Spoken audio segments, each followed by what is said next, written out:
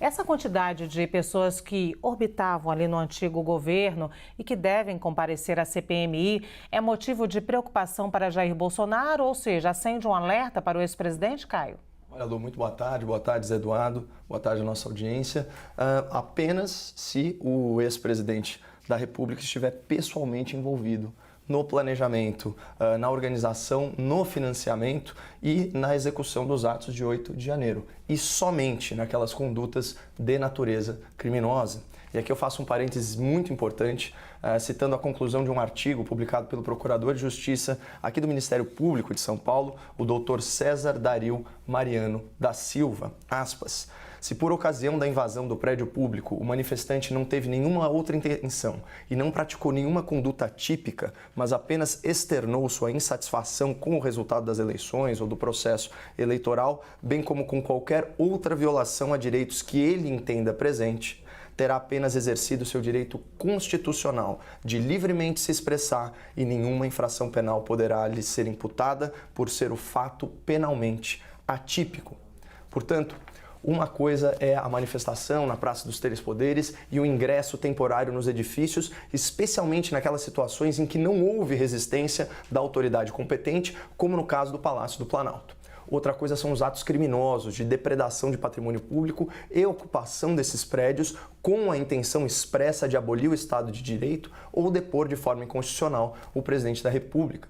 Mas voltando aqui para a situação do Jair Bolsonaro nessas investigações. Por hora, o único vínculo apontado pelas autoridades entre o ex-presidente e as manifestações foi uma postagem relâmpago nas redes sociais em 10 de janeiro, 2 dias após os eventos fatídicos.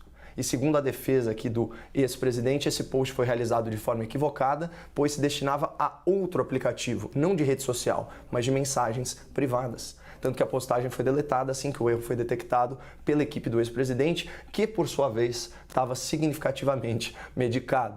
Portanto, Bolsonaro não tem com que se preocupar, exceto se houver provas cabais de que ele estava implicado numa suposta tentativa de golpe de Estado. O que, sinceramente, está mais para uma teoria da conspiração, considerando que ele não era mais o chefe das Forças Armadas, ele não era titular de Poder Executivo, ele estava fora do Brasil, hospitalizado, debilitado e há muitas semanas em silêncio. Agora, os fatos cada vez mais mostram envolvimento de altas autoridades nesse processo e coisas convergem para o Palácio do Planalto antigo. Ou seja, para o antigo presidente da República, que saiu no silêncio, foi para o exterior e aí, doente, meio dopado, fez uma mensagem apoiando aquelas manifestações. Ou seja, é um conjunto de situações que se soma à sua saída, à mudança do atestado, tudo se interliga.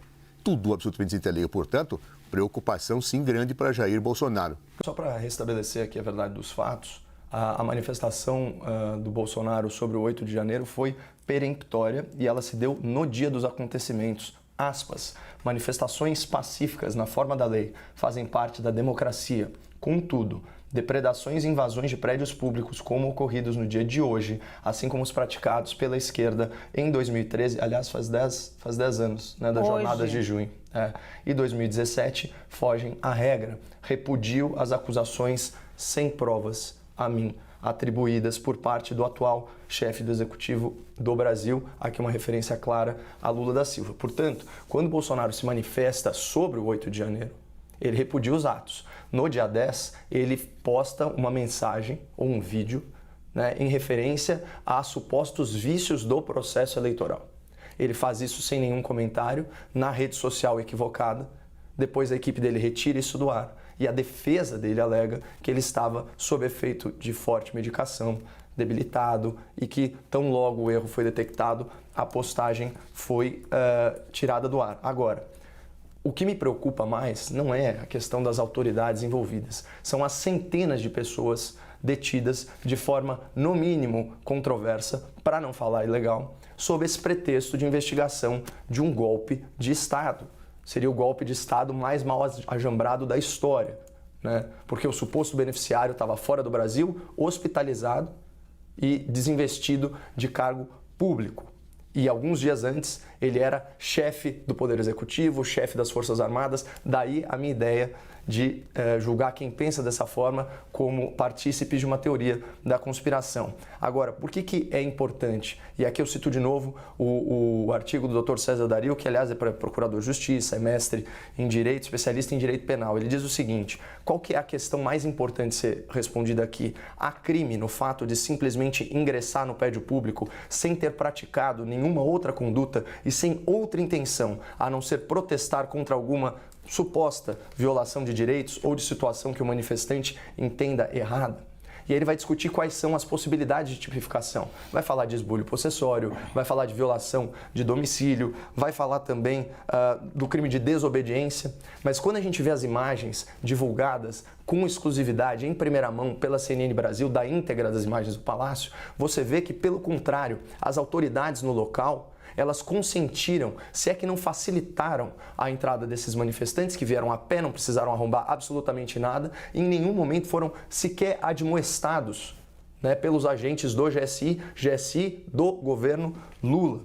Então, ele diz o seguinte, o doutor César Dario: a entrada ou permanência devem ocorrer clandestina ou astuciosamente ou contra a vontade expressa de quem de direito. Contudo, simplesmente ingressar no prédio público sem nenhuma oposição de qualquer agente público não haverá delito.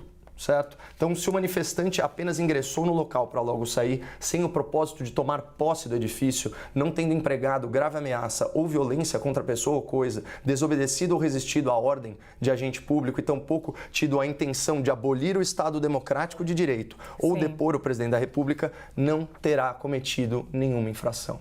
As pessoas foram lá, sim, com o ânimo de quebrar, de destruir, de protestar, de tentar impedir que o novo governo tomasse posse. Isso era a mensagem que estava colocada na porta dos quartéis pelos acampamentos e que foi com uma correia de transmissão para isso. Por quê? Porque se entendia que a eleição não havia sido legítima. E por que não era legítima? Porque o presidente da República o tempo inteiro falou isso e colocou aquela postagem acidental dizendo isso, como você bem repôs a verdade. Ou seja, para insuflar a ideia de que a eleição não era legítima e que o governo eleito não era legítimo. Se você quiser associar o histórico de Jair Bolsonaro, a quem recentemente você disse que era um democrata, ele sempre defendeu tortura, golpe de Estado, defendeu a ditadura militar. Eu não sou um negacionista, Zé. Eu não nego a realidade dos fatos e a gente sabe muito bem os vídeos que a gente viu. Agora, só chegou ao nosso conhecimento os vídeos que o governo Lula quis que chegassem ao nosso conhecimento. Nós sabemos que o GSI detinha a íntegra das imagens e fez uma opção talvez criminosa, de divulgar apenas trechos editados que interessavam à narrativa do governo de turno, omitindo a negligência, a leniência, a facilitação por meio de agentes do Gabinete de Segurança Institucional da Presidência da República, do senhor Lula da Silva, né, para o cometimento de atos criminosos. E a completa inação. Então, quando eu chamo a atenção do telespectador e tento irrigar o debate público, né, com informações que muitas vezes são omitidas em outras emissoras ou por outros colegas, não significa que eu nego a outra realidade. Não, eu estou simplesmente complementando a história para que as pessoas formem a sua opinião de forma independente. E aqui, só para, mais uma vez, repor a verdade dos fatos. Enquanto presidente da República, até que se prove o contrário, Bolsonaro foi sim um democrata, não agiu contra a Constituição. Pelo menos o que a gente tem apurado até agora. Agora, é muito desonesto intelectualmente usar o passado de Jair Bolsonaro e a retórica dele para não classificá-lo como um democrata. Imagina se a gente aplicasse o seu critério, Zé Eduardo, para Dilma Rousseff, que o senhor serviu como ministro da Justiça. Dilma Rousseff pegou em armas. Dilma Rousseff fez parte de um grupo terrorista que visava abolir o Estado e instaurar uma ditadura socialista que, eu saiba, não é um modelo democrático. Então, não use para Jair Bolsonaro uma régua diferente que o senhor usa, para Dilma Rousseff. Segundo ponto, Bolsonaro nunca insuflou a sua base, ainda que fosse a sua base mais aguerrida, após as eleições. Pelo contrário, ele pecou pela falta de comunicação. Ele estava em silêncio, como o senhor bem reconheceu. Ele só vai se manifestar a respeito no dia 10 de janeiro. Como você pode insuflar um ato do passado com uma postagem do presente? Não faz o menor sentido cronológico. 10 de janeiro, os atos são de 8 de janeiro. Portanto, e agora o mais importante de tudo, Todos esses vídeos, eles têm que ir a público e a gente tem que saber dos relatórios da BIM, porque já é de domínio público que os relatórios, Lu, foram forjados, foram falsificados. Houve uma omissão dos alertas que o G. Dias, o grande aliado de Lula da Silva, ex-ministro-chefe do Gabinete de Segurança Institucional, recebeu mais de 10 alertas sobre os riscos de invasão e depredação de patrimônio público. E não só isso. Não apenas isso, olha só, Estadão, invasão criminosa à sede dos poderes estava anunciada. Exame, a BIM alertou sobre o risco de invasão a prédios horas antes. R7, documento mostra que GSI avisou o governo sobre invasão de extremistas em 8 de janeiro. E por aí vai. E tem notícias também da CNN. A BIM emitiu alertas diários sobre risco de vandalismo em manifestações. Todas essas informações têm que vir a público, porque está se concretizando uma situação gravíssima, que é o governo tinha plena ciência dos riscos e não agiu de acordo. Pelo contrário, como mostraram as imagens do 8 de janeiro do Palácio Planalto, pode ter facilitado o cometimento desses crimes. Eu vou ler uma última aqui para o nosso telespectador, O Globo, 17 de janeiro. Na véspera dos atos, PF alertou que indivíduos armados planejavam danificar Planalto, Congresso e STF. Cerca de 20 horas após o ofício enviado pelo diretor-geral da Polícia Federal, as primeiras pedras foram atiradas na sede do Legislativo. As informações foram detalhadas em ofício enviado pela PF ao ministro da Justiça, Flávio Dino, que certamente tem que ser ouvido pela CPMI. O diretor-geral da PF informou o ministro sobre a chegada de Brasília de dezenas de ônibus. O documento deixa claro o potencial de risco ao mencionar que haveria homens armados. O comunicado antecipa exatamente o que ocorreria horas mais tarde. Não sou eu falando, Zé, é o Globo. Pelas informações coletadas até o momento, o grupo pretende promover ações hostis e danos contra os prédios dos ministérios, do Congresso Nacional, do Palácio do Planalto, do Supremo Tribunal Federal e possivelmente de outros órgãos como o Tribunal Superior Eleitoral. A maioria desses manifestantes encontra-se concentrada próximo ao quartel-general do Exército e há informações que teriam a intenção de se deslocar até a esplanada dos ministérios entre hoje, 7 de janeiro, e amanhã, 8 de janeiro, e lá prosseguir com os atos antidemocráticos. No mínimo, é o governo mais incompetente da história desse país, porque foi telegrafado o que ia acontecer. Em outras ocasiões, mais de 20 mil manifestantes foram impedidos de ingressar em prédios públicos com a simples mobilização das forças de segurança do órgão que eles estavam protegendo. Então é inadmissível o que aconteceu no começo do governo Lula e isso tem que ser devidamente apurado. Caio, acho que você defender que Jair Bolsonaro nada sabia, não tinha nada a ver com isso, vai ficar cada vez mais difícil, se é que já não está muito. Caio. Bom, eu defendo, Zé, o Estado Democrático de Direito, que pressupõe que você não pode fazer acusações sem ter provas cabais. Então, investigue-se. Eu nunca vou me opor aqui às investigações. Vou me opor a abuso de autoridade nas investigações, a pesca probatória que, infelizmente, você não condenou em um debate anterior. Agora, falando sobre Bolsonaro, ele foi condenado por algum tribunal militar pelos crimes que você suscitou? Ou você está simplesmente jogando essa informação de forma leviana, atribuindo uma culpa que não foi formada juridicamente? Esse é um ponto. Outro ponto, por um acaso, você tem algumas ciências, Eduardo, que o ex-presidente da República descumpriu alguma ordem judicial? Eu não tenho, mas eu posso não estar tão bem informado. Eu também não sei, Zé Eduardo, se o ex-presidente assinou algum decreto ou alguma minuta de decreto, visando aí um estado de defesa ou, enfim, alguma coisa para engendrar um golpe de Estado. A gente também não tem ciência disso. Então perceba que você dá caráter de prova e de veracidade para conjecturas, para ilações. E falando sobre o PT, já que você quer usar então a régua da presidência da República, pelo amor de Deus, Eduardo, o PT sempre prestigiou movimentos que tentaram invadir prédios públicos, literalmente, inclusive com milhares de manifestantes, manifestação agressiva que deixou dezenas de policiais feridos lá em Brasília. E não só isso, movimentos também que violam o cânone básico da propriedade privada, que destroem pesquisa científica, que invadem fazendas produtivas, que se utilizam da violência e da grave ameaça para fazer valer as suas próprias razões. É uma coisa absolutamente incompatível com uma democracia constitucional. E na época do impeachment, você vai se lembrar muito bem, né, que havia aquelas manifestações a favor, né, da manutenção do governo que foi impedido.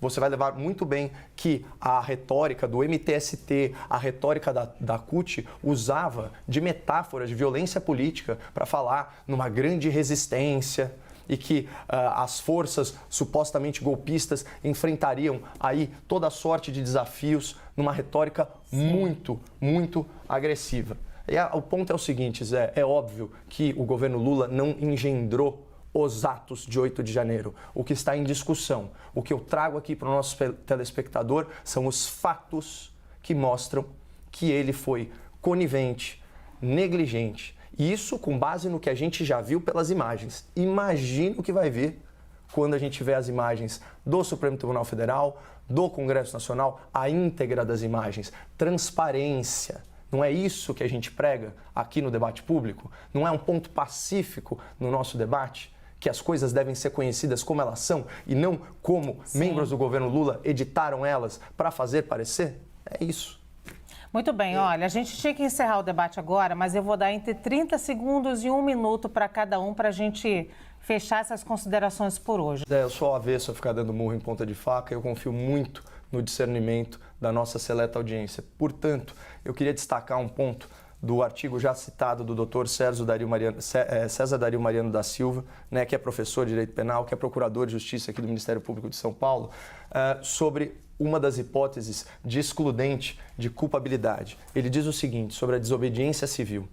Mesmo que houvesse crime, poderia ser empregada uma causa supralegal de exclusão da culpabilidade. Falo da desobediência civil, que ocorre quando o sujeito se insurge contra o regime jurídico vigente e pretende a observância de princípios e regras constitucionais que estariam a ser desobedecidos. Por exemplo, um processo eleitoral que não seja rígido. Não estou falando de urna eletrônica, estou falando do processo em si.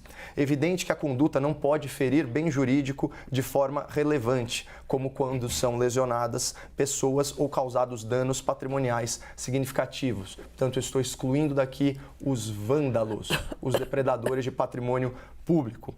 E o comum exemplo dado pela doutrina, coloca o professor, é justamente a invasão a prédios públicos. Portanto, eu deixo consignada toda a minha solidariedade às centenas de pessoas que foram presas e ainda algumas estão presas de forma tão injusta, tão arbitrária, tão autoritária, sem o devido processo legal, sem o respeito amplo à defesa, sem acesso, muitas vezes pelos advogados, aos autos, né? E utilizando aí o sigilo judicial como uma verdadeira ferramenta de opressão do Estado contra o indivíduo na sua plena liberdade de manifestação do pensamento e de manifestação política. É uma vergonha o que está acontecendo no Brasil.